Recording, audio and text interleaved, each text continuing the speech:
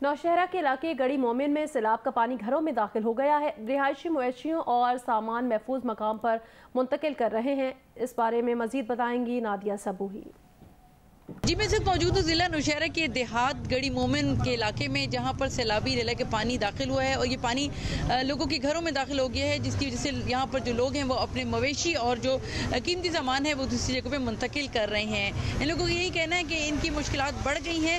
दूसरी जानब जिला इंतजामिया का कहना है कि रात को ही खबरदार कर दिया गया था कि सैलाबी रेला आने से इस इलाके को यकीनन नुकसान होगा, यहाँ पर पानी आएगा, इसलिए यहाँ पर लोगों को कहा गया था कि वो महफूज मकाम पर मुंतकिल हो जाएँ और इनके लिए मुख्तलिफ जो स्कूल्स हैं, सरकारी स्कूल हैं जो थोड़ा सा इस इलाके से दूर है, वहाँ पर इंतज़ाम भी किया गया था, ताहम ये लोग वहाँ नहीं गए और अब इनकी जो मुश्किलात हैं वो बढ़ रही हैं। यहाँ पर इनका ये कहना है कि हमने अपनी ख़वातीन और बच्चों को महफूज मकामात पर और ऐसी पनाहगाहें जो हुकूमत की तरफ से दी गई हैं इनको वहाँ मुंतकिल किया गया। ताहम मर्द अब भी कोशिश करें अपनी मदद, आपके तहत जो लोग घरों से नहीं निकले थे उनकी मदद करें और यहाँ से कीमती सामान और मवेशियों को मुंतकिल करें। जी, मोरों में सैलाब बारिश मुतासरीन खुले आसमान तले भूखे प्यासे मौजूद हैं। हुकूमत में एक जानिब आवाम से इन मुतासरीन की मदद की अपील कर रही है, मगर दूसरी जानिब मुतासरीन से चंद कदम दूर हज़ारों टन गंदम बारिश से नाकाबिल इस्तेमाल हो गई, मगर मुतासरीन में तकसीम नहीं की जा रही। तफसीलात जानते हैं सिंध के इलाके मोरों में मौजूद नुमाइंदा जियो न्यूज़ राना जावेद से।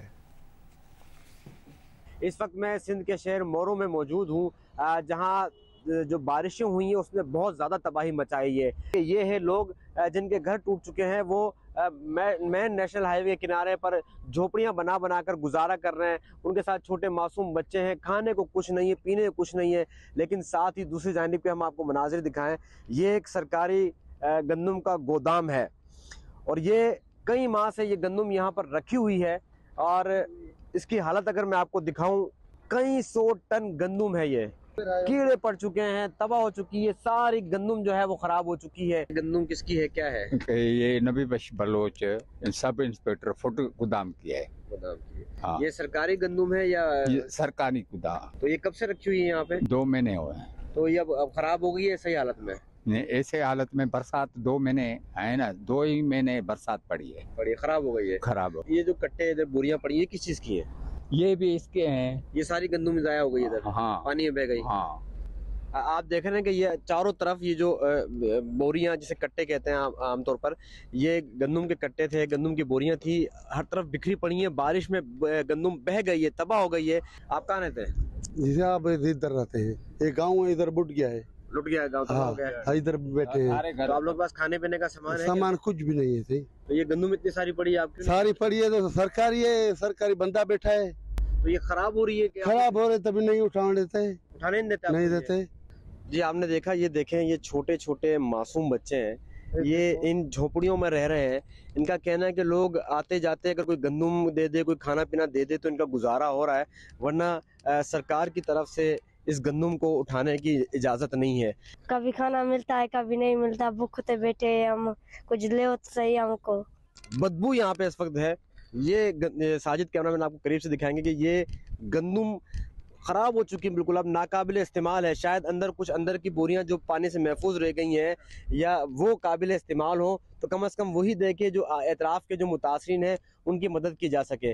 लेकिन गंदम ख़राब होती तो हो जाए, लेकिन गरीबों के मुतासरीन की मदद शायद नहीं करनी है। इसलिए फूड इंस्पेक्टर साहब को भी फ़र्क नहीं पड़ता है और ना ही सिंध हुकूमत को फ़र्क पड़ता है। गंदम ख़राब हो रही है और गरीब भूखा सो रहा है। जी,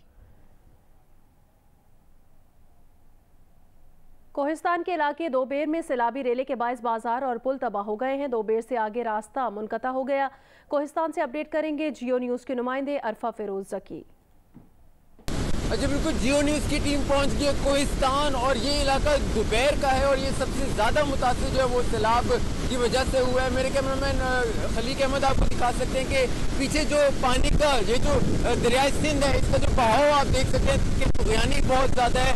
जो इसकी आवाज़ है उसी से हमें जो है वो इसकी दहशत महसूस हो रही है। और ये जो इलाका है, ये अतराफ जो है वो एक मार्केट भी है जिसको सैलाब जो है वो कल बहाव के जरिए जो है वो ले गया है। और ये जो यहाँ एक सड़क भी थी जो दोनों अतराफ को जो है यहाँ जोड़ती थी, लेकिन चूंकि सैलाब बहुत ज़्यादा है और उसकी वजह से जो कल जो यहाँ ब्रिज था वो भी यहाँ ख़त्म हो गया और जो यहाँ जो कनेक्शन था आपस में वो मुनक़ता हो गया है।